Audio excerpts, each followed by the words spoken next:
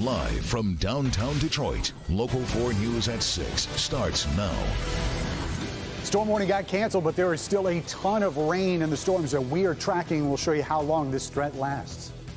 All right, Ben, also dramatic video shows the moments right after a group of bystanders took action to stop a carjacking in progress. All coming up, but we're going to begin with breaking reaction to President Trump's newest Twitter controversy. 4 Democratic congresswomen of color, including Michigan's Rashida Tlaib, responding to President Trump's remarks, doubling down on his controversial tweets, telling them to, quote, go back to the places from which they came. The reaction from both sides of the aisle has been highly critical of the president. Jermont Terry in the newsroom to bring us up to speed with what's happened here in the last hour or so. Jermont. Devin, the president is known to stir up controversy with his tweets. But this weekend, so many from both sides of the political aisle believe he went too far. Yet Mr. Trump refuses to back down. Speaking at the White House, President Trump insisting the tweets where he told progressive Democratic congresswomen to go back from where they came were not racist. If you're not happy here, then you can leave. As far as I'm concerned, if you hate our country, if you're not happy here, you can leave. And that's what I say all the time. That's what I said in a tweet, which I guess some people think is controversial. A lot of people love it, by the way. A lot of people love it. But a lot of people were bothered by the tweets, including Michigan Republicans. Representative Fred Upton said, frankly, I'm appalled by the president's tweets. There's no excuse. And Paul Mitchell replied directly to the president's tweet, saying, I share the political frustrations with some members of the other party, but these comments are beneath leaders. The president never named anyone specifically, but these 4 congresswomen, including Michigan's Rashida Tlaib, say it's clear who Mr. Trump was talking to, and they say it's time to hold him accountable. Sadly, this is not the first, nor will it be the last time we hear disgusting, bigoted language from the president. We know this is who he is, and we know that he and his administration are constantly engaged in actions that harm residents and American people in our country.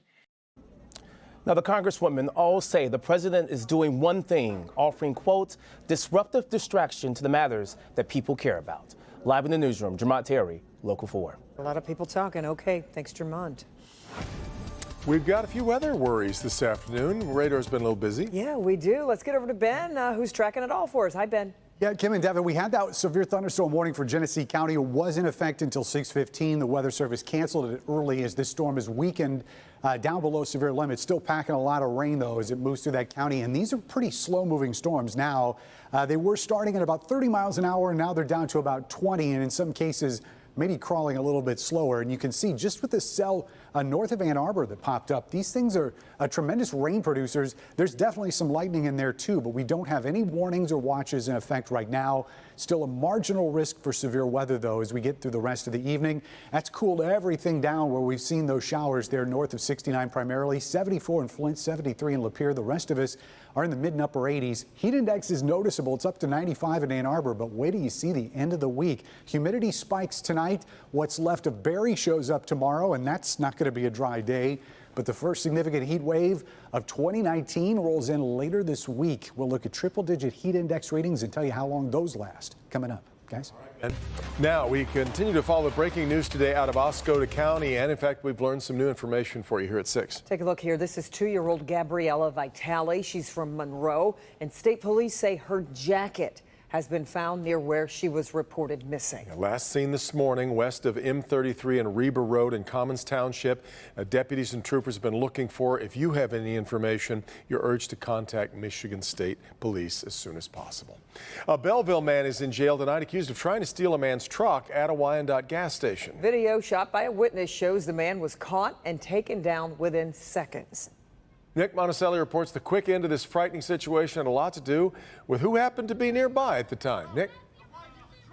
I'm not lying. He really did why are you the truck for? This is the tail end of an interesting ordeal in Wyandotte yesterday, all happening at this Marathon gas station at Biddle and Ford. Yeah, I was like, what's going on? I mean, in broad daylight. Nick Ray was pumping gas and saw the entire thing. Well, I seen the guy that was trying to carjack the vehicle jump in the gentleman's truck. And the gentleman was filling up his gas tank in the bed of his truck. He seen that, so he jumped on top of the guy. Sit down, don't lie to me. The 22-year-old you see on the ground is the one who allegedly tried stealing this truck, and we're told he punched the truck owner in the face. The gentleman in the black shirt is the owner of the truck, and the man in the white, that's an off-duty police officer. It happened in a split second. The guy was walking, looked like he cased it for just a second and jumped in. I mean, he wasn't using too much common sense, right across from the police department. Now, when we say this Marathon gas station is pretty close to the police department, it's actually right across the street. And timing was perfect. As this was happening, an off-duty officer saw this, ran over, and that's how the suspect got arrested. All of a sudden, from across the street, off-duty Detroit police officer came, identified himself, and they took the guy to the ground. The suspect is from Belleville and will be in court tomorrow facing charges of at least unarmed attempted carjacking. Especially in front of the police department. I mean, what person in their right mind is going to do that? In Wyandotte, Nick Monticelli, Local 4. Nick, city commission meetings tend to be rather low-key affairs. Not last week in Birmingham. It all happened as the mayor opened up the meeting for non-agenda items. Voices were raised.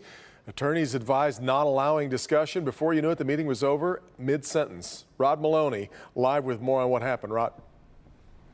Yeah, Devin, you know, in downtown Birmingham, beautiful place, lots of business going on. They're very careful about adding growth here. And so when you see signs like this, you begin to understand that they've spent a lot of time thinking about whether they should add a parking garage and a $60 million bond issue. And it's controversial.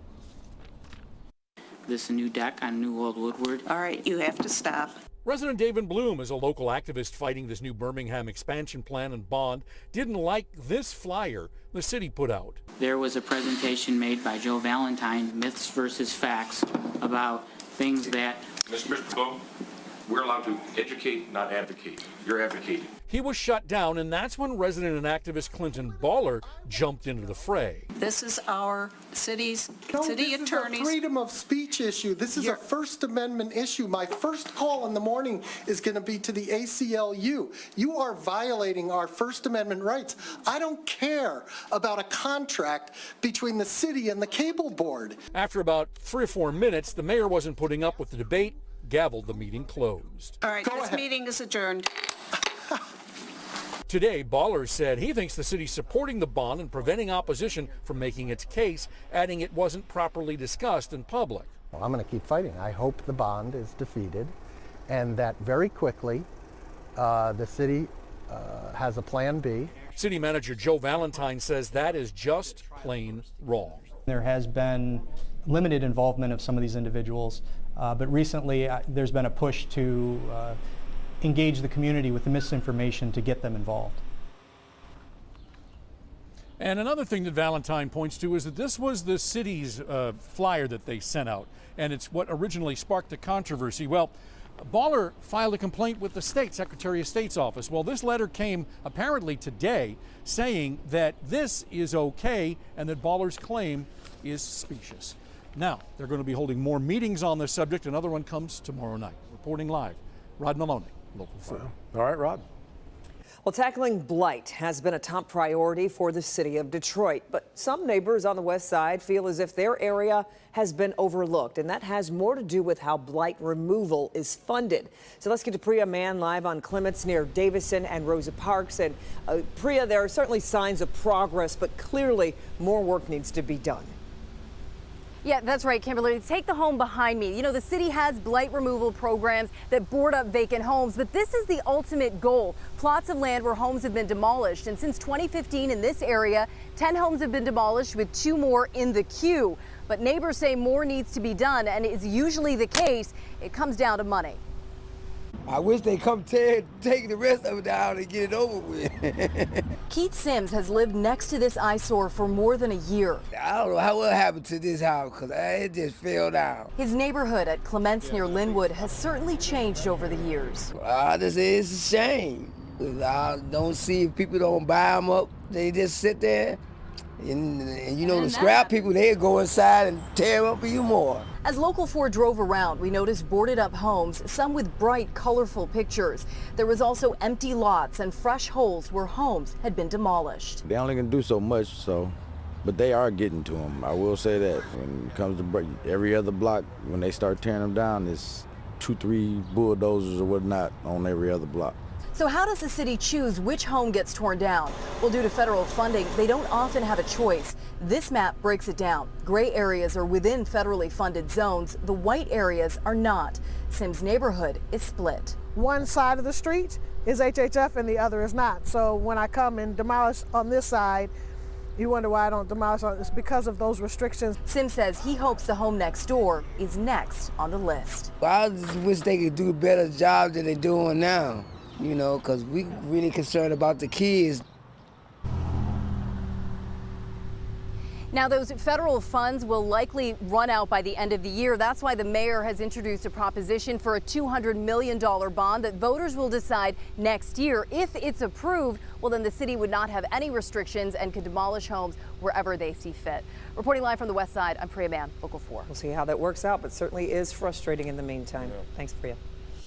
All right, let's see what Lester Holt and his team are working on for nightly news ahead at 6:30. Off to New York we go, where Lester's standing by the preview. Lester.